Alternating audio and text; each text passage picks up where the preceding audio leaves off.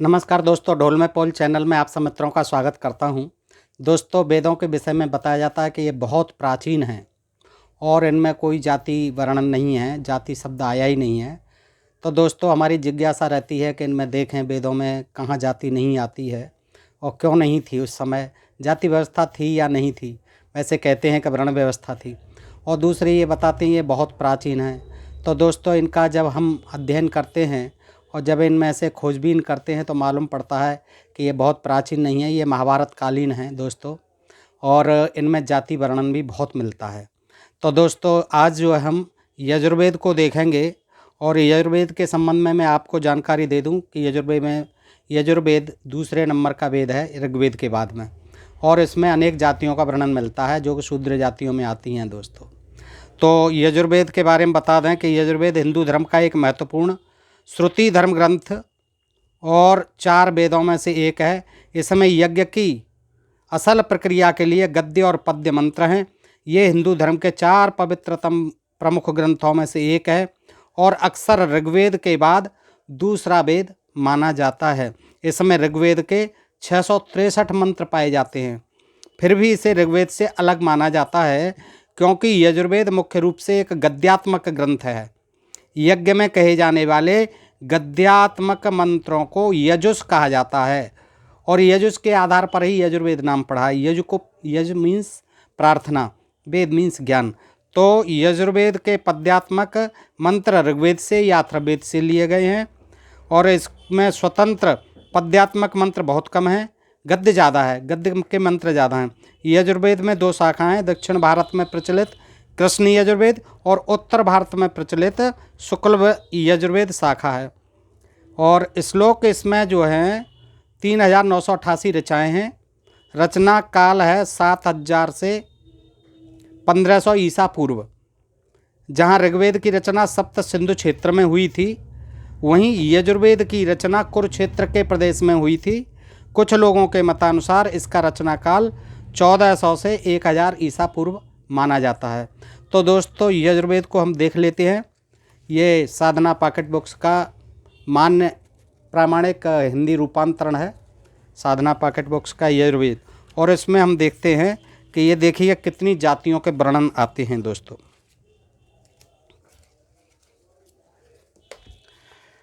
27वां अध्याय है। इसमें जो है करीब 41 अध्याय हैं। 27वां अध्याय है ये। ऋषि अग्नि, प्रजापति वशिष्ठ, रणग्रव, ग्रत्स्मृद, यूर्मिणी, आग्निरस, संविर्वास्पत्य, वामदेव, शंभु, भार्गव, देवता अग्नि, समदेव, विश्वदेवा, अश्वत्रादय, सूर्य, यज्ञ, वग्न, वायु, देव्य और लिंगोक्ता, त्वष्टा, विद्वांस, इंद्र, प्रजापति, परमेश्वर, ये इंद्र हैं, देवता हैं। हे अग्नि, तुम्हें प्रतिमास हर ऋतु में प्रत्येक संवत्सर में ऋषिगण सत्यवाणी रूप मंत्रों द्वारा प्रबुद्ध करते हैं। ऐसे तुम अपने दिव्य तेज के द्वारा प्रदीप्त होते हुए सभी दिशाओं प्रदिशाओं को प्रकाशित करो। हे अग्नि, तुम प्रदीप्त होकर इस यजमान की प्रेरणा दो और यह नाश को प्राप्त न हो। यजमान के लिए प्रार्थना कर रहे हैं जो यज्ञ कराते हैं।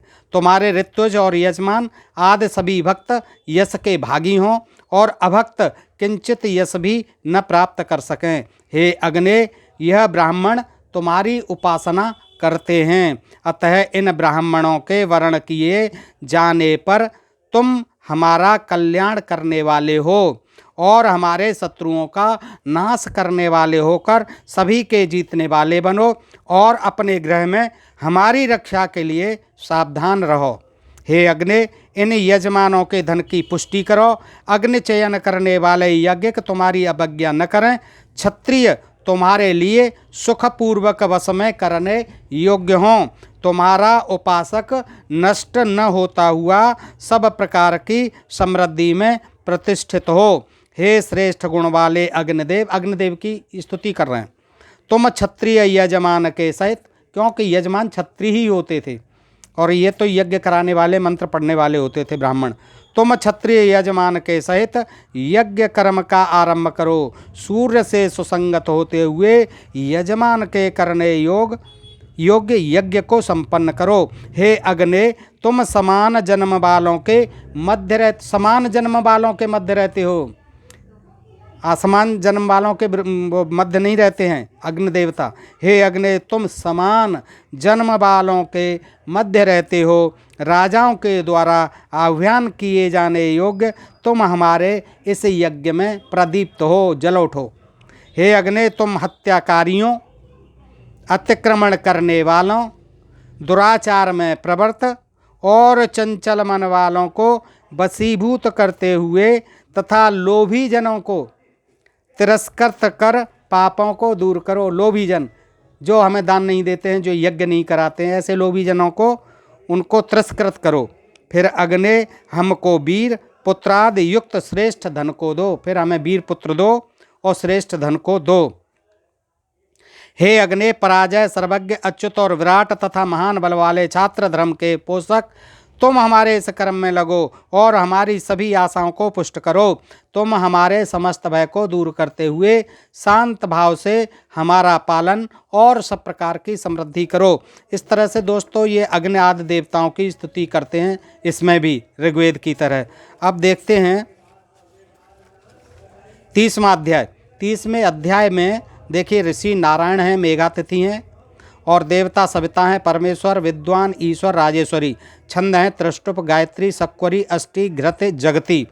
तो इसमें देखिए जातियों के वर्णन बहुत आते हैं दोस्तों। हे सर्व प्रेरक सविता देव, हमारी ऐश्वर्य बुद्धि वाली कामना से युक्त और श्रेष्ठ धन प्रापक यज्ञ को प्रेरित करो। यज्ञ के पालक देवता, हमें यज्ञ करने की सामर्थ्य प्रदान करें। हे दिव्य रूप वाले गंधर्व देवता, तुम ज्ञान युक्त प्रेरणा करने वाले हो, अतः हमको ज्ञान युक्त करो। तुम सब प्राणियों के स्वामी हो, हमको स्तुति करने में समर्थ बनाओ। हे देव, हम पर प्रसन्न हो। उन सर्व प्रेरक सविता देव के तेज का हम ध्यान करते हैं, जो हमारी बुद्धियों को सत्य कर्मों के निमित्त प्रेरित करते हैं। हे सर्व प्रेरक सविता देव, हमारे समस्त पापों को दूर करो, हमारे कल्याण को प्रेरित करो। अद्भुत धन को धारण करने वाले, धन का विभाग कर बांटकर धन को भक्तों को प्रदान करने वाले, मनुष्य के कर्मों को देखने वाले सर्व प्रेरक सविता देव को हम आहूत करते हैं। सविता देव यानी सूर्य को आहूत करते हैं। ब्राह्मण को परमात्मा, देखिए विभाग बांटे जाएं तो किस तरह से किसको क्या दिया जाए, ये है जातियों का वर्णन। देखिए ब्राह्मण को परमात्मा, क्षत्रिय को वीर कर्म दिया जाए, वैश्य को मरुदगण की प्रीति, मरुदगण से प्रीति करें वैश्य, शूद्र को सेवा, यहाँ भी देखिए शूद्र को सेवा ही दिया है, शूद्र को सेवा। अब देखते जाइए किन किन को क्या क्या, जातियों को क्या क्या दिया जाए, विभागों का जब बंटवारा किया जाए। चोर को अंधकार, वीर को नारकीय, नपुंसक को पाप खनिज, देवता को आक्र, अनाचारी को काम, मागध को अतिकृष्ट सेवन के योग्य है। मागध, सूत को नृत्य, नट को गीत। देखिए सब जातियों के वर्णन आ रहे हैं दोस्तों। कहते हैं कि जातियां नहीं हैं, केवल वर्ण थे उस समय। सभासद को धर्म, धीराकृति वाले पुरुष को निष्ठा देवी, बाचाल की नर्मदेव हंस, स्त्रैण को आनंद, कुमारी पुत्र को प्रमद, रथकार को बुद्धि और सूत्रकार को धैर्य सेवनीय है। कुंभकार को कुम्हार, कुंभकार को तप के लिए, लाहौर को माया के लिए, सुवर्णकार को रूप के लिए, सुवर्णकार को सुनार को रूप के लिए, बीज बोने वाले को शुभ के निमित्त, बीज बोने वाली जातियाँ कृषक जातियाँ, उनको शुभ के निमित्त, बाण बनाने वाले को श्रव्या देवी के निमित्त, धनुकर को हित के लिए, प्रतंच्या बनाने वाले को कर्म के लिए, रज्जो यानी रस्सी बनाने वाले को दिष्ट के लिए। ये सब शिल्पी जातियाँ थीं, रस्सी बनाने वाले, प्रतंचा बनाने वाले, धनुष बाण बनाने वाले। दिष्ट के लिए, व्याघ्र को, बहेलिया को मृत्यु के लिए, श्वान को अंतक के लिए नियुक्त करना चाहिए। इनकी पोस्टिंग होनी चाहिए यहाँ पर। देखिए किस की कहाँ हो। पौंजिष्ट को नदियों के लिए, निषाद को ऋक्षिकों के लिए, निषाद को ऋक्षिकों के लिए, उन्मत्त को पुरुष व्याघ्र के लिए, व्रात्य को गंधर्व अप्सरा के लिए, प्राप्य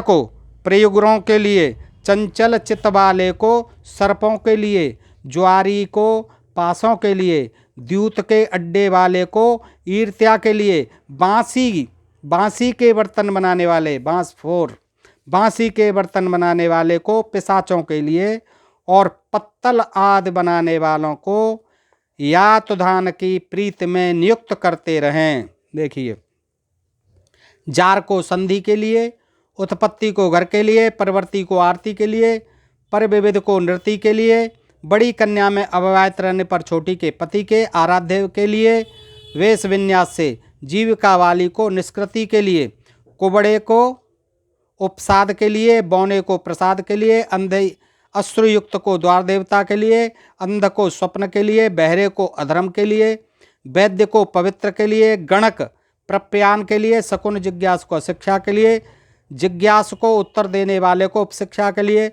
और प्रश्न विचारक को मर्यादा के लिए नियुक्त करना चाहिए।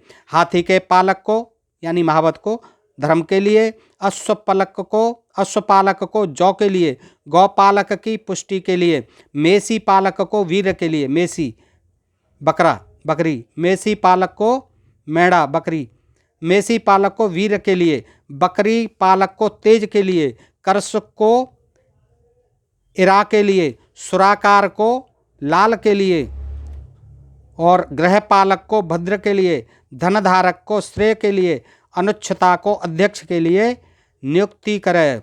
काष्ठ लाने वाले को प्रभा के लिए, अग्नि की वृद्धि करने वाले को प्रभा के लिए, अभिषेक करने वाले को सूर्य के लिए, परवेषणकर्ता को स्वर्ग के लिए, और प्रतिमा के अवयव बनाने वाले को दिव्यलोक के लिए, मूर्तिकार को, अब देखिए मूर्तिकार वगैरह ये सब शिल्पकार जातियाँ आ रही हैं दोस्तों, मूर्तिकार को मनुष्य लोक के लिए, शरीर मर्दन करने वाले को बल देवता के लिए, धोबिन को मेधा के लिए, धोबी जाति का भी आता है, धोबिन के लिए, ये ऋग्वेद यजुर्वेद में है दोस्तों, धोबिन को मेधा के लिए, और यह 30वां अध्याय, धोबिन को मेधा के लिए, वस्त्र रंगने वाली को यानी रंगरेजिन को प्रकाश के लिए नियुक्त करे।